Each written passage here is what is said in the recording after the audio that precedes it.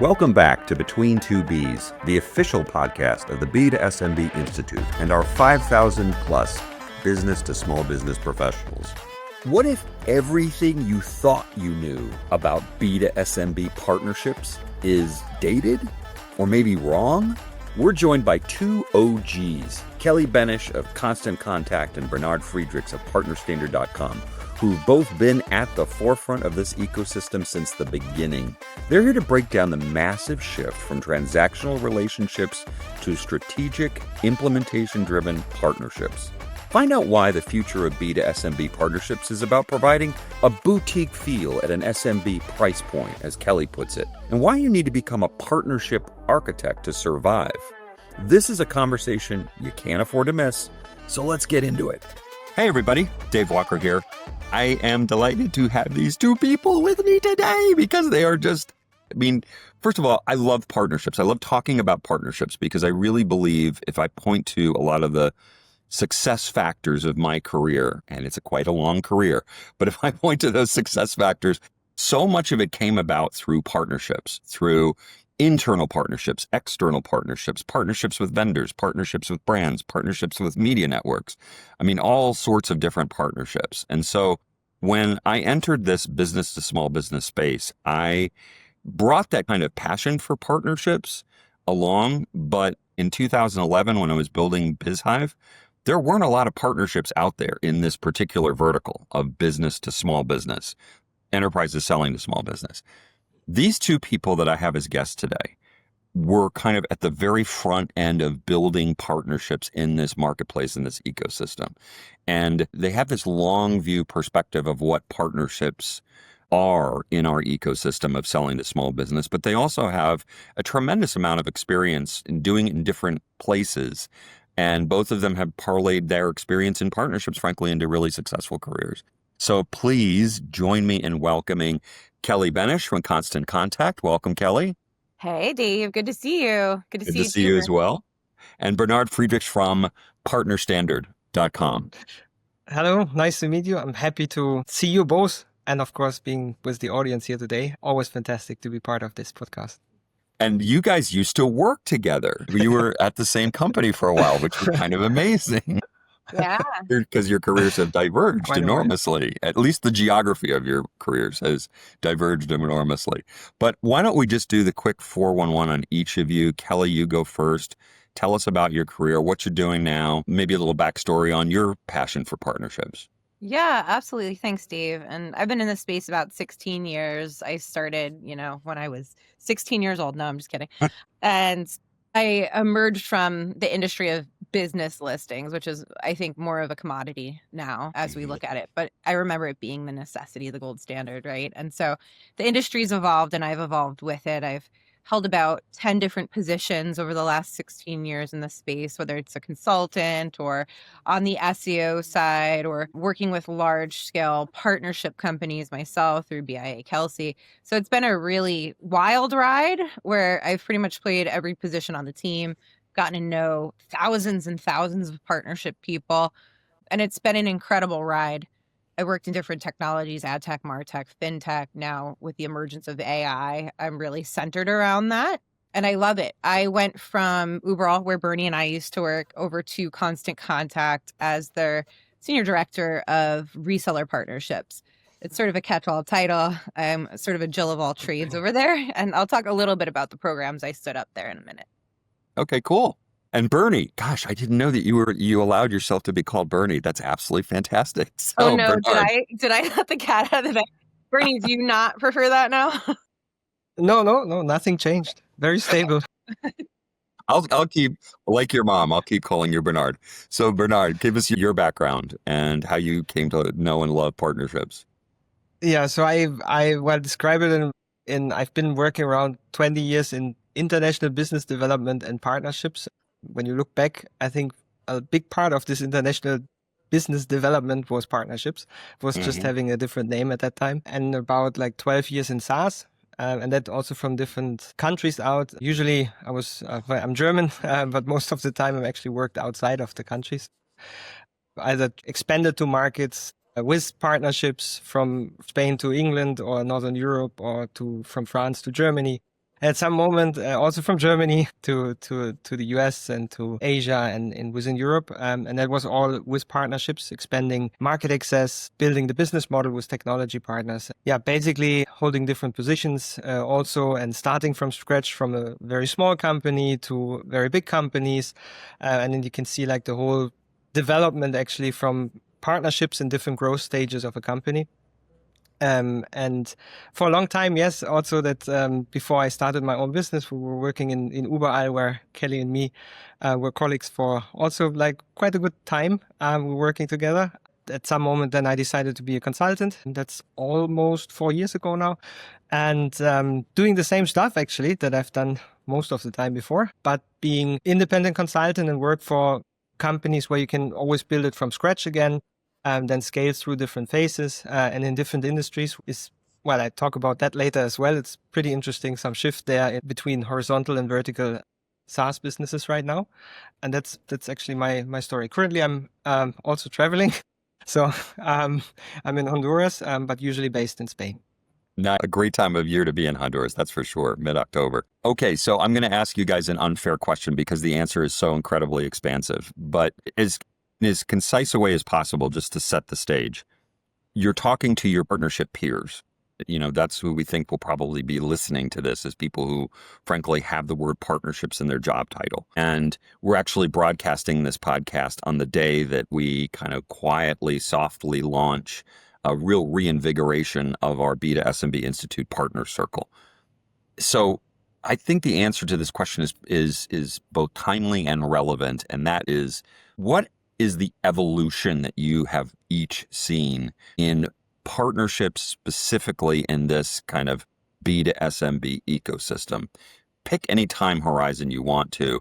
I think really there's always the pre-COVID, post-COVID kind of line of demarcation. I'd be thrilled if you just did the last 5 years of what's actually happened in this partnership marketplace. Kelly, you go first. I think the landscape is changing pretty much every single day. As I mentioned before, there were the necessity solutions back in the day. So SEO, social, they're still relevant. They're still, one of the pillars, but everyone is trying to figure out AI now. And so when we talk about innovation with these partners and what they need to do, they really need to dumb down these complex solutions and make it easy for their customers, their end customers.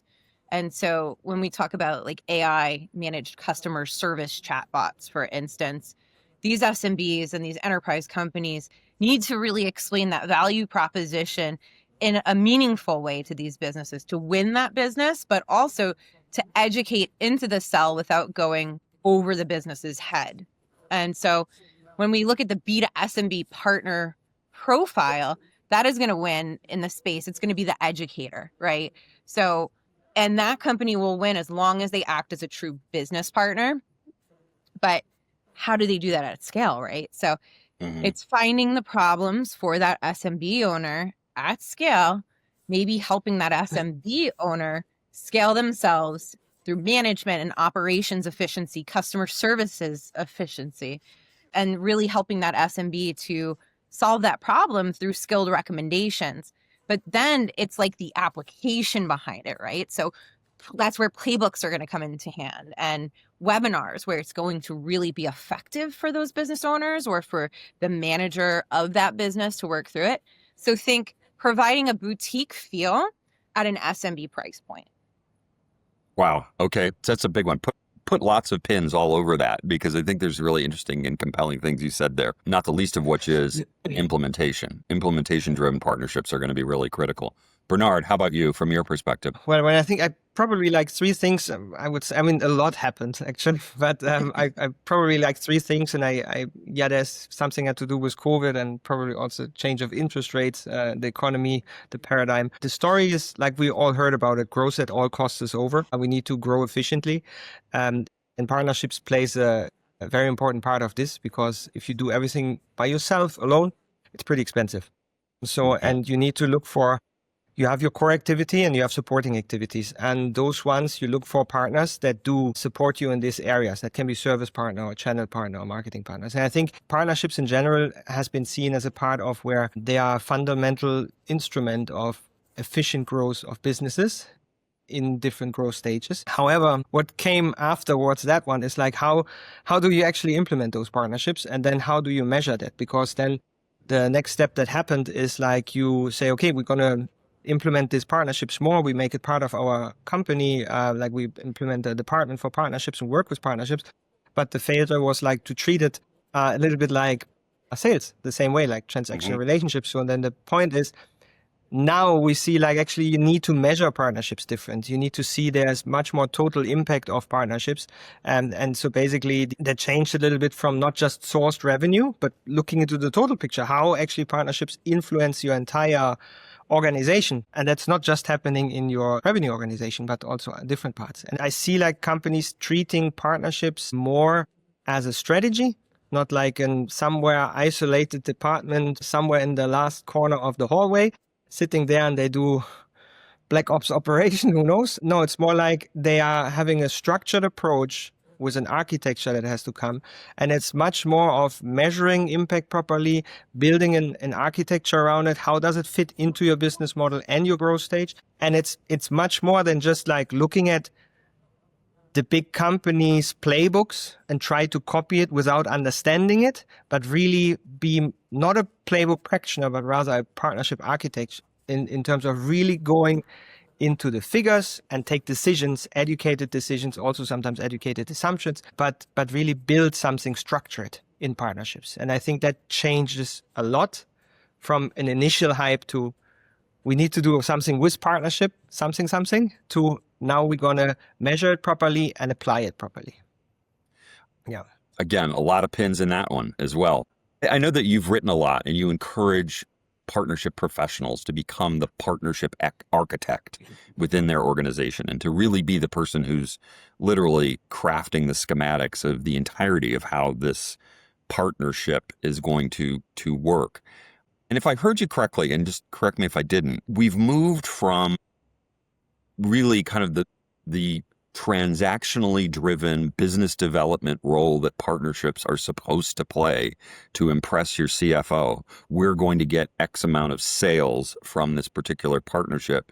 Do you believe that we're moving off of that into something that has a far more expansive kind of view on its return on investment? And Kelly, I'll get you to answer the same question in a second. Yeah, sure. Because I think partnerships have never been transactional relationships. Partnerships are always collaborative relationships. It's like you don't work towards a transaction. You collaborative over time in the direction of compatible objectives.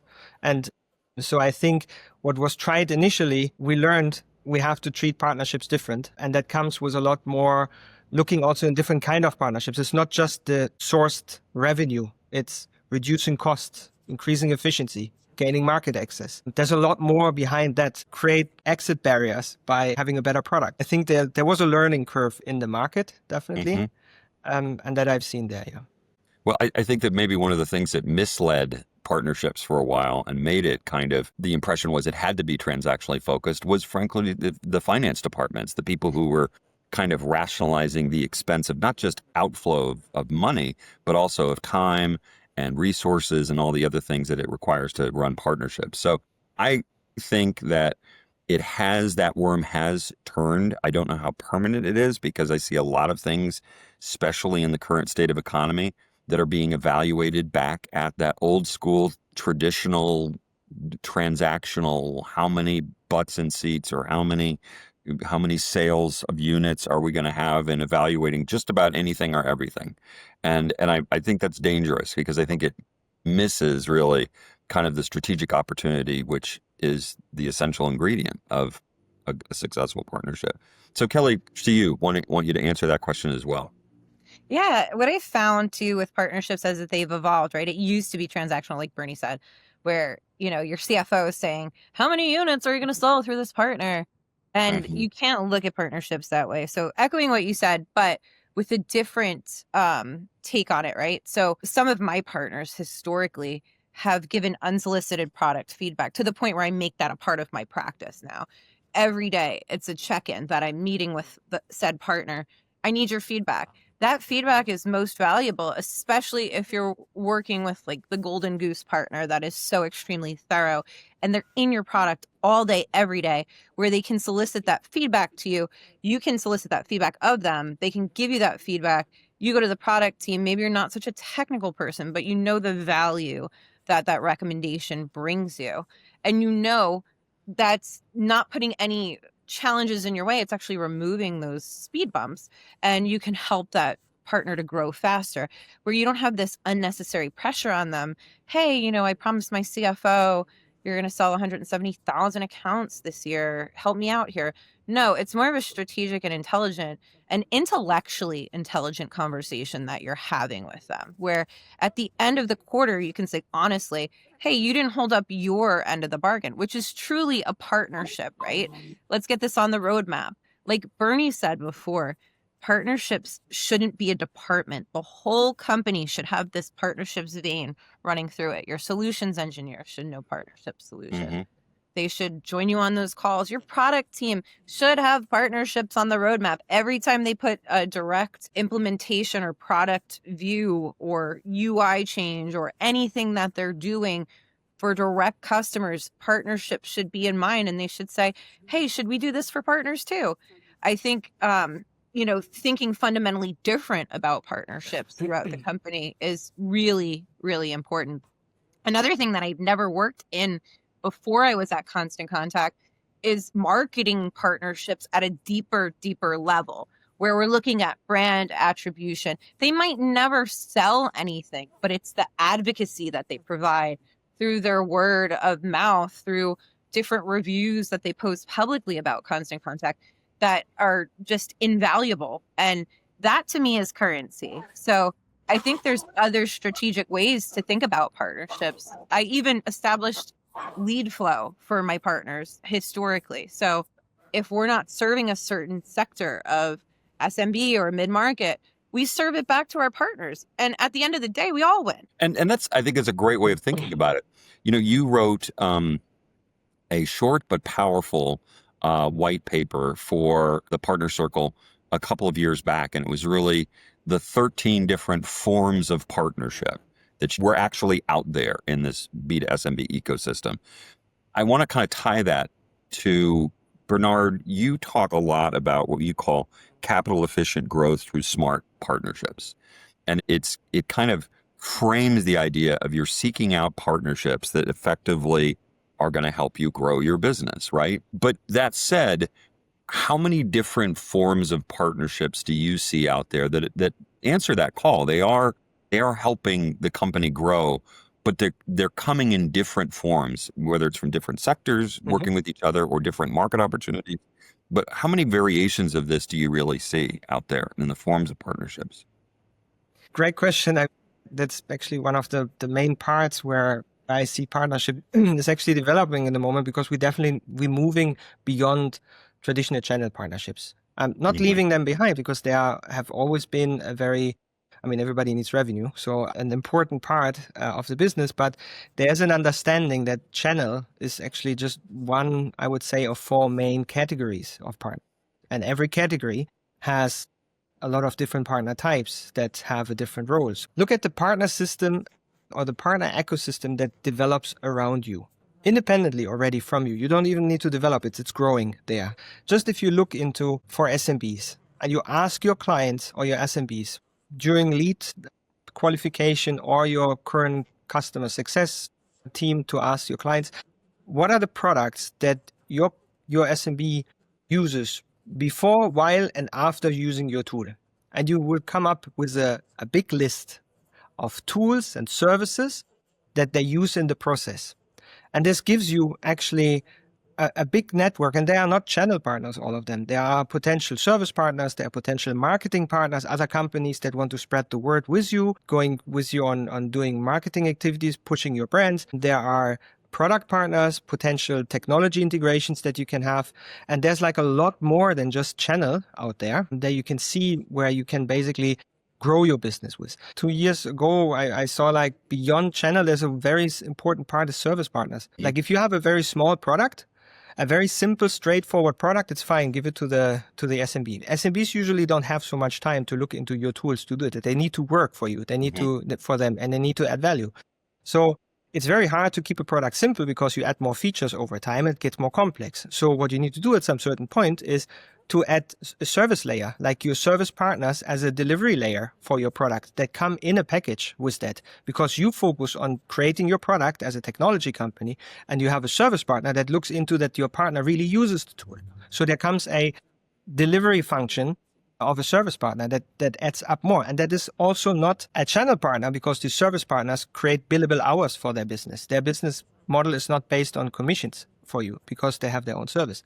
And the last part is, if you really look into this, like we had companies chase for lead generation, but what is very important, it is not just about lead generation. The acquisition part of the bow tie funnel is not so super efficient when you look into partnerships. What is more efficient is to retain and expand your current customer relationships, and their partners play a really important role with. That's a good segue over to something that Kelly mentioned earlier, which was that AI and AI offerings are creating a service demand as a product that a lot of makers of AI enhanced or AI featured products are getting, frankly, a pretty rude awakening in the market. They were able to kind of successfully navigate early adopters who just, frankly, are always the ones who figure shit out, right? They just figure out how to use it and apply it.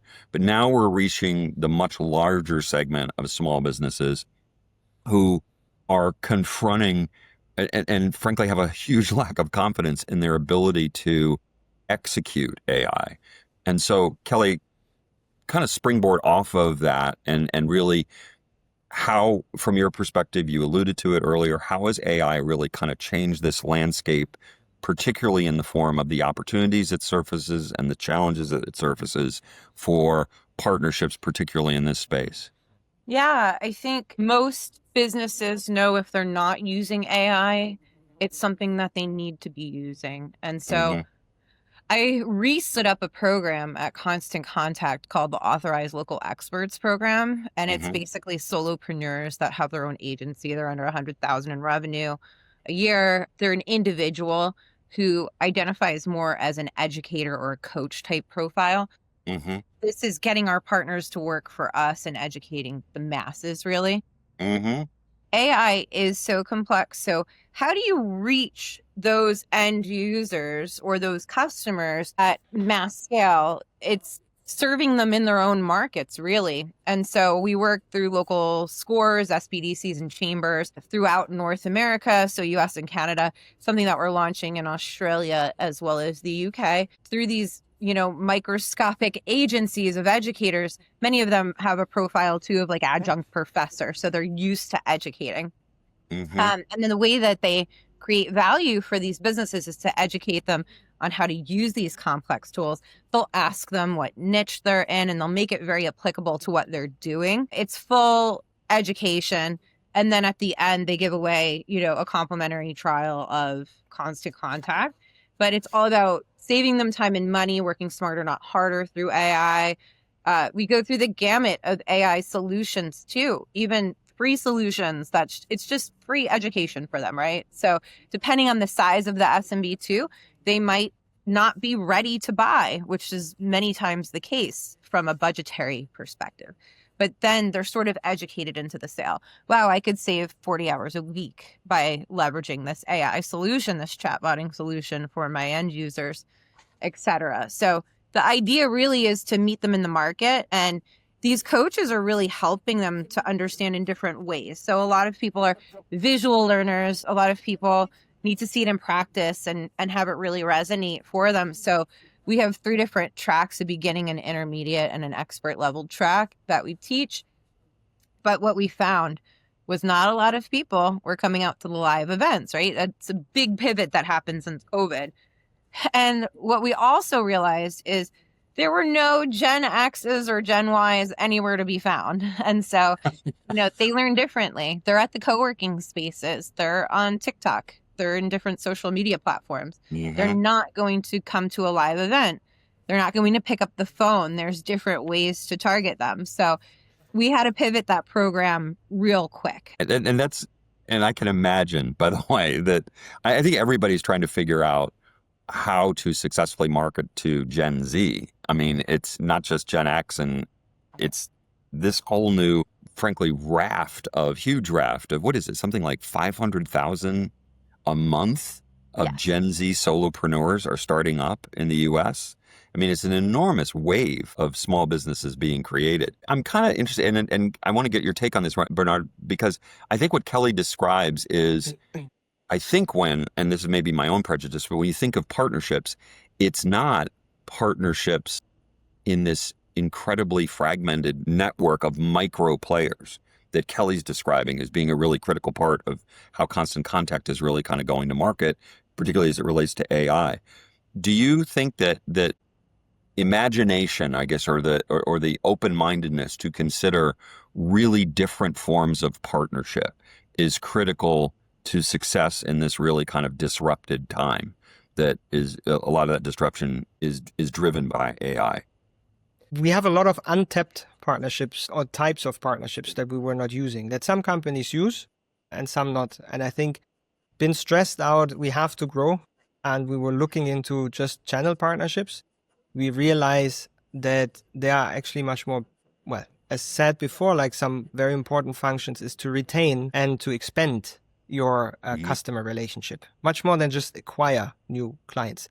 And on this feature is a lot more of technology partners or service partners that help you actually to retain and expand your partnerships. And that is a completely different view than just lead generation partnerships. And I think you will also see, because it's getting more complex, that you need, as a company, you come to a point where you have to do a build, buy, or partner decision, where you cannot build everything on your own and expect that you are good as the market leader that just only does this. So you basically work with integrations, and you basically work with other partners that do this one specific function much better than you do, so you can focus on your core activity. And since there's more complexity coming, this is a question that is getting bigger and bigger, and you have much more use cases to look into partnerships to handle complexity in this sense. Building on that, what would you recommend? How do you really kind of put together a strategic vision of building partnerships in this increasingly demanding kind of environment that we are in? And it's made demanding by the complexity of what we're selling. How do you suggest, where do you start on that? Know yourself, know your own business model, and know your growth stage. And don't try to copy a playbook of a company with a 2 billion revenue if you have 10 million or 5 million. So basically make a baseline and see where you are, what's your goal for the next growth stage, and how do you want to develop your business model and product.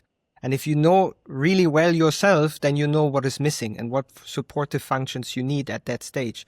And that will change over time as you grow into different areas, because if you're very big, everybody wants to partner with you. But if you're very small, you really desperately need partners. And so there's like a little change, and you need to understand that.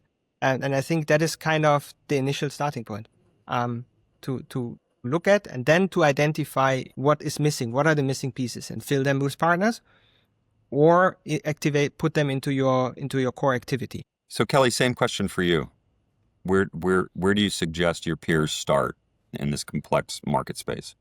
Yeah, I think looking at their own partnerships organization, how is it constructed? Do I need someone else? Do I need someone with an AI certification to properly disseminate the information out there to our partners, to have them then disseminate that information to their customers? So when we look at these successful B2SMB partnerships, it's all about making it easy for the customer, many times putting their pride aside. So let's talk about integrations for a second, right?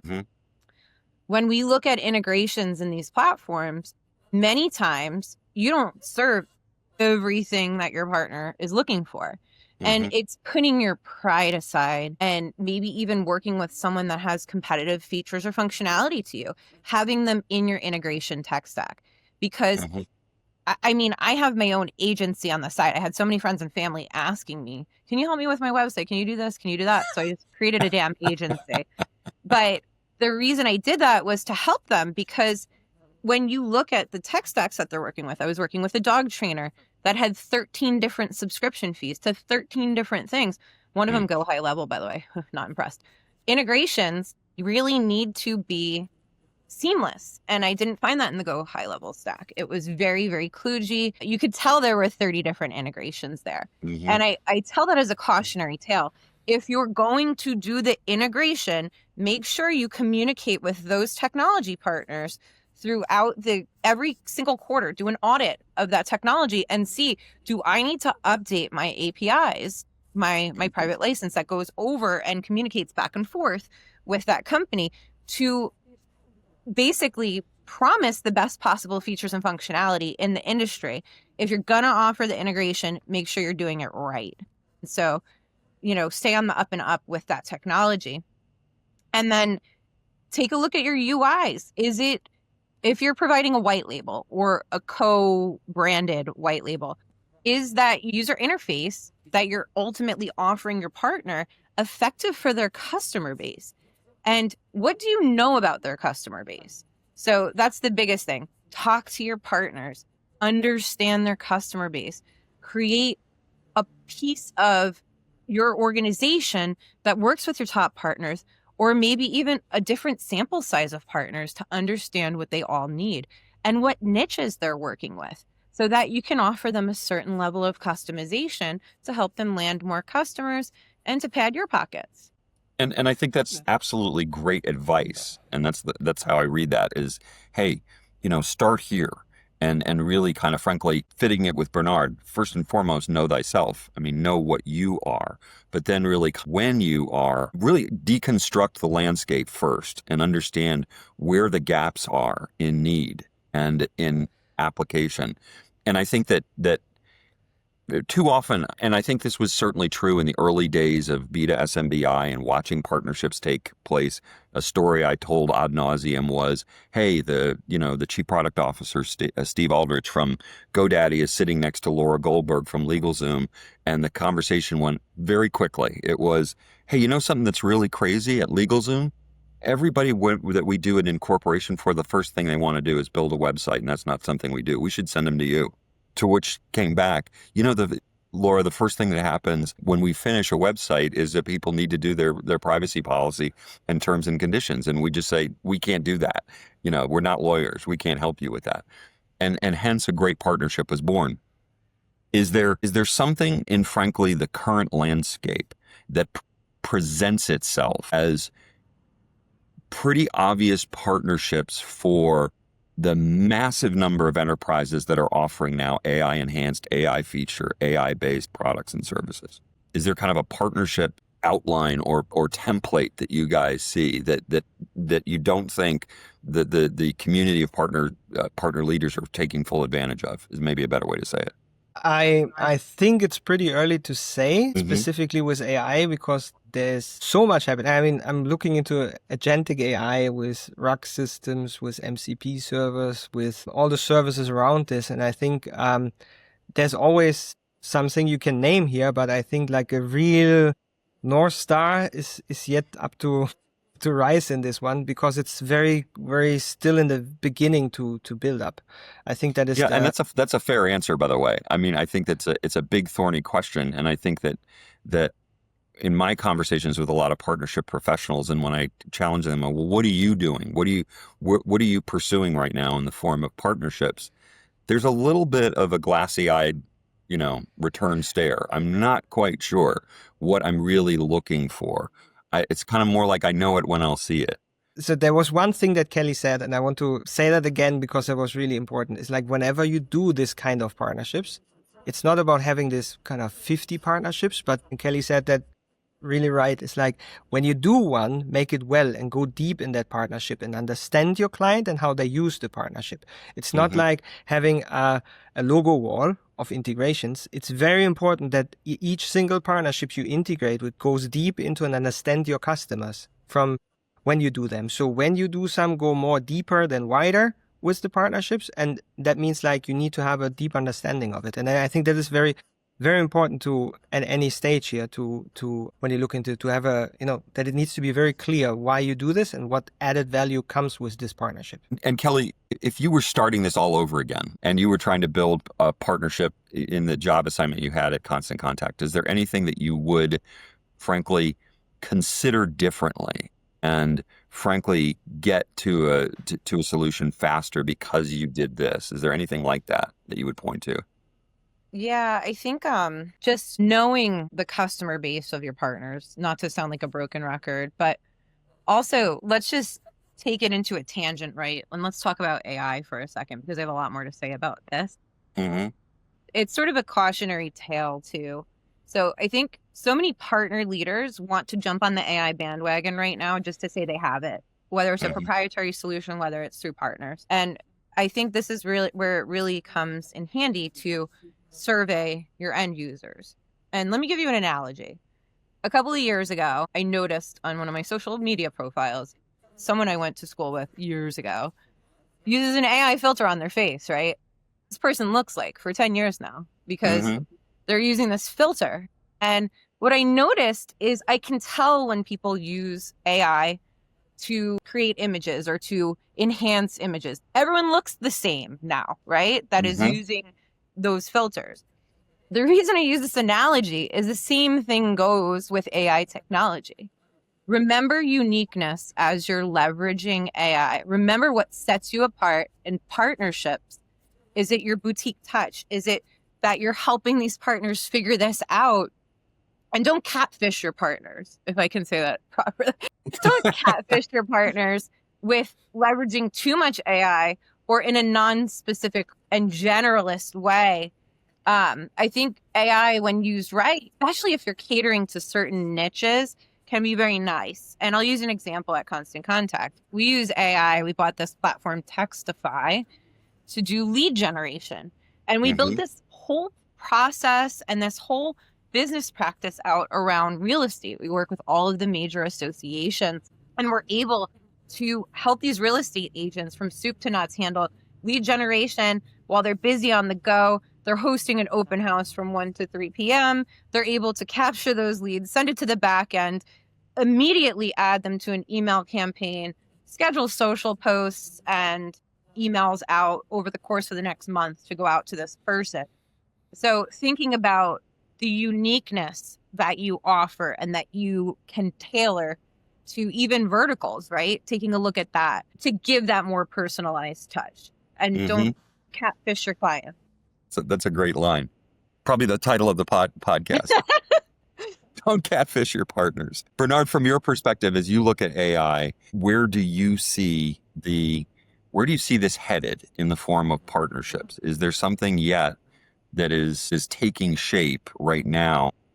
For me, I'll just lead it by saying, I think that the most successful partnerships in this B2SMB space are going to be between the product providers and the service providers. And the service providers are responsible for implementation, and the product providers are responsible for the innovations in engineering or the very specific kind of application of their product or service into a niche. What do you really see taking shape in the near future in the form of partners? Well, it's very early to make a prediction because AI and the use and how we humans interact with it is also still early in this. But I think I can make a prediction that I was thinking about a couple of days ago. It's like a few years ago, I wrote an article about partner categories, partner types, and partner business. And there I mapped out any kind of partner based on the strategic role, the operational role, or strategic contribution, operational role, and the main activity of this company. And I think this really still maps out the current partner type still. It still covers everything well. But just after I launched that, a new partner type came up. And that was the influencer, which was a person, an individual driven by technology, enhanced by technology. An individual person could take a very important role in the strategy of a company. It was not an agency or a big enterprise as a partner. It was one person enhanced by technology to do that. And I think if we see another partner type to show up in the future, then that is most likely something in connection with where we start appreciating and learning that AI is not a tool, but most likely becomes a collaborator. And out of this one, where we start treating the agent more like in a collaborative model, we will see like there will be services and partner types coming up that help you to orchestrate this. And I've been just working with a client where we are looking into this, where actually the entire implementation and the entire analysis of doing this can be done through an AI, where we can look into, actually we can also take a partner agent in the future to facilitate this, which is basically meaning that your current service partners and your current channel partners have to look into how they evolve to create more value, because it might be that some agents will take over this one, which become collaborative. And I think that is maybe some prediction I would do. This change, it's not just a tool. Yeah, and I think your notion that it's a collaborator, it's not just a researcher, it's actually someone who can help you develop the insights to the research that you're trying to do. We built an agentic front end to our B2SMB 300. It's a long-standing project that we've had where we try to keep up with who are the players in the landscape of selling products and services to small businesses. What AI has helped us do is build a kind of a query engine, a task engine on the front end of that directory. So you're not just kind of using it in a static way, but actually using it creatively. And we've come up with literally dozens of different prompts that kind of get you to very specific kind of data and insights into a competitor, into a complement, into a completely fresh opportunity that you never thought of before. And I'm genuinely amazed at the power that agents have in helping, frankly, the creative process, not just simply the analytical process, but the creative process of identifying opportunity. So guys, this has been absolutely great. I want to be respectful of both of your time.